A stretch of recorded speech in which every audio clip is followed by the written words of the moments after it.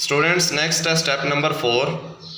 यहाँ तक पहुँचकर मॉर्गन को ये अंदाज़ा हो गया था कि आई कलर जो ट्रेट है ये एक्स लिंक ट्रेट है कि आई कलर के जो अलील्स हैं वो सिर्फ एक्स क्रोमोसोम के ऊपर मौजूद होते हैं, वाई क्रोमोसोम के ऊपर मौजूद नहीं होते। और उसको ये भी अंदाज़ा हो गया था कि रेड कलर के लिए दो तरह की जीनोटाइप्स हैं, एक है W+W+ मतलब होमोजाइगस डोमिनेंट कंडीशन है, और दूसरी है W+W मतलब हेट्रोजाइगस डोमिनेंट कंडीशन। और वाइट कलर के लिए होमोजाइगस रिसेसिव कंडीशन है WW। तो अब तक हमारे पास ये वाइट कलर फीमेल शो हो चुकी है, तो इसका क्रॉस रेड कलर के साथ मॉर्गन ने करवाया ताकि वो एक्सपेक्टेड रिजल्ट्स को हासिल कर सके, क्योंकि उसे अब जीनोटाइप का भी अंदाज़ा हो गया था। पहले तो वो सिर्फ फिनोटाइप पे डिपेंडेंट था, फिनोटाइप को ही जो है वो एक्सपेक्ट कर रहा था और फिनोटाइप उसके सामने शो हो रही थी। लेकिन अब जीनोटाइप का जब अंदाज़ा हुआ तो 100% एक्सपेक्टेड रिजल्ट्स हासिल करने के लिए इन दोनों का क्रॉस करवाया। तो as he was expecting that here 2 types of genes were produced. तो यहाँ पर XW+ और Y दो तरह के यहाँ पर गैमेट्स प्रोड्यूस हुए और यहाँ पर एक ही टाइप के गैमेट्स प्रोड्यूस हुए। तो जब X के साथ क्रॉस करवाया, मतलब ये दोनों जब कंबाइन किए तो XW+ XW शो हुई, और यहाँ पर जब ये दोनों कंबाइन किए तो XW और Y शो हुई। तो यहाँ पर ये देखें, जो वो एक्सपेक्ट कर रहा था कि फ़ीमेल रेड कलर की आएगी और मेल जो है वो वाइट कलर का आएगा, तो उसके सामने यही रिज़ल्ट शो हुए, जिससे उसे ये कंफर्म हो गया कि जो आई कलर है वो एक्स लिंक ट्रेट है और रेड कलर के लिए दो तरह की जीनोटाइप्स मौजूद हैं और वाइट कलर के लिए एक तरह की ये जीनोटाइप मौजूद है, होमोजाइगस रिसेसिव कंडीशन। नेक्स्ट है वाई लिंक्ड जीन्स।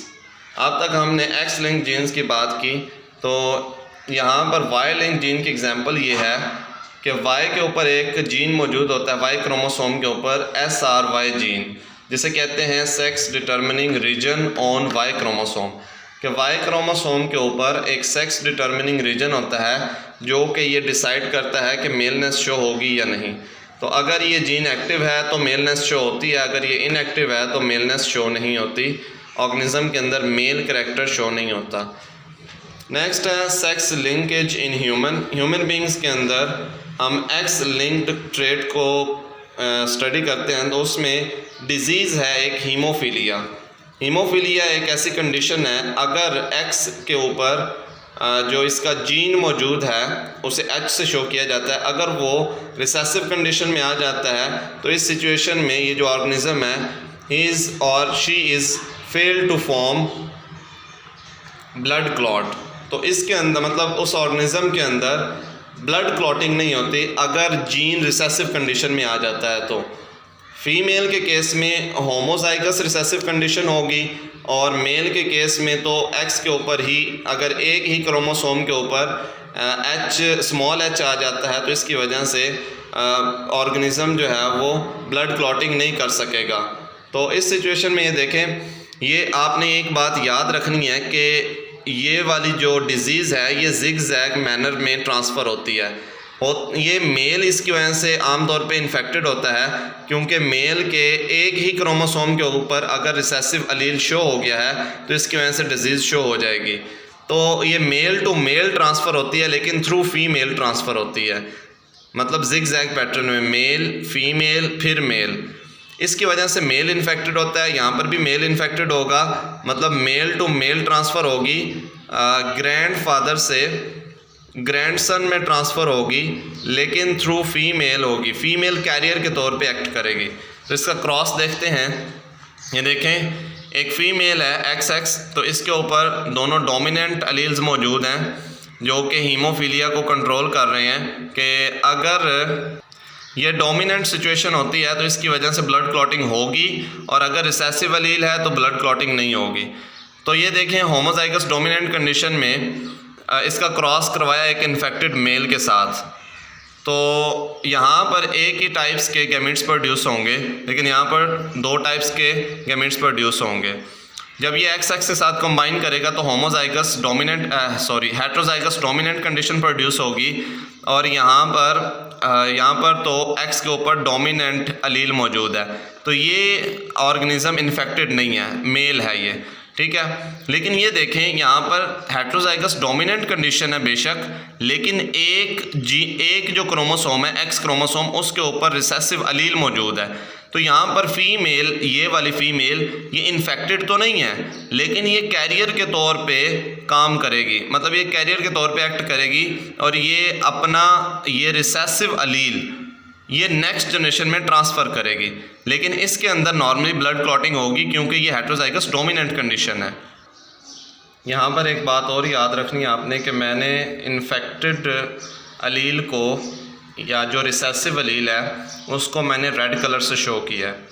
अब ये देखें, ये जो कैरियर है इसका हम नेक्स्ट एक नॉर्मल मेल के साथ क्रॉस करवाएंगे और रिज़ल्ट देखते हैं। ये देखें, ये एक कैरियर मदर है और इसका एक नॉर्मल मेल के साथ क्रॉस करवा रहे हैं जिसके एक्स क्रोमोसोम के ऊपर डोमिनेंट एच मौजूद है।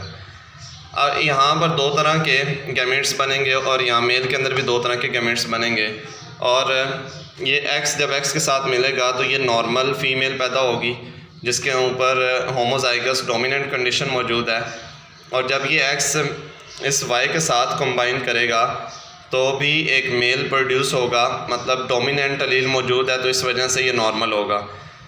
जब ये एक्स इस एक्स के साथ कंबाइन करेगा तो ये एक कैरियर फीमेल पैदा होगी। यहाँ पर चूँकि हेट्रोजाइगस डोमिनेंट कंडीशन है तो ये कैरियर के तौर पे, लेकिन ये नॉर्मल है, मतलब कि इसके अंदर ब्लड क्लॉटिंग होगी, लेकिन ये नेक्स्ट जनरेशन में अपना ये रिसेसिव अलील ट्रांसफ़र करेगी। अब ये जो इन्फेक्टेड मदर थी, ये वाली इन्फेक्टेड मदर, इसका ये वाला अगर गैमीट वाई के साथ अगर कंबाइन करता है, वाई क्रोमोसोम वाले गैमीट के साथ कंबाइन करता है, तो ये देखें यहाँ पर ये इन्फेक्टेड पर्सन होगा, ये मेल इन्फेक्टेड होगा, इसके अंदर ब्लड क्लॉटिंग नहीं होगी क्योंकि एक एक्स क्रोमोसोम था इसके अंदर और एक्स के ऊपर रिसेसिव अलील शो हो गया।